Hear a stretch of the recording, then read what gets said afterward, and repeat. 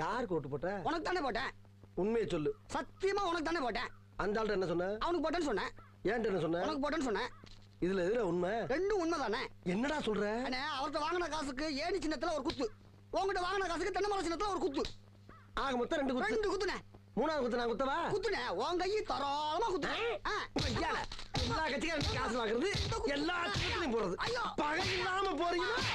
ஓடா ஒரு யோக்கிய நார பயில வளைச்சு வளைச்சு குத்திருக்கானயா. டேய் டேய் டேய் டேய் வாங்க.